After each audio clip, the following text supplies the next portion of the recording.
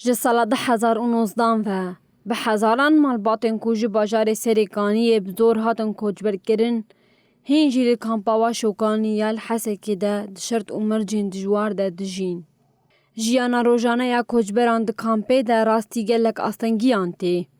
Germa haviyên di nava konan de zextê zêde dike.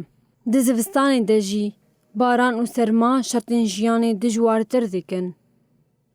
Pêdiviyên bingehîn weke ava xwarinê, alavên tenduristiyê, perwerdehî û derfetên karihîn jî ji bo gelek malbatan pirsgirêkên sereke ne. Koçberên Serêkaniyê dibêjin ku ew mafê xwe yê vegera bi ewlehî û birûmet dixwazin û jiyaneke birûmet di nava bajarê xwe de bijîn. Kampê zor û zehmet e. Em pir zehmetiya dikişînin. Germa havînî, serma çileyê em dixwin, heriyê, gemarê, zarok ezab tê dixwin.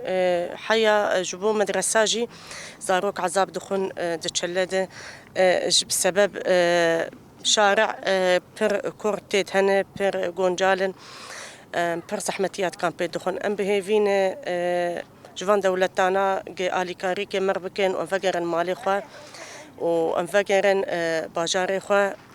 طبعا فقرك بأولوية فقرك ولو بن فناقرن مستعدن حف صالي دنجي كامبا دبن بس انه فقرك اصايشا مرة بق امان هبق مقاربن جيانا خولي بكن صايشا منارة منانر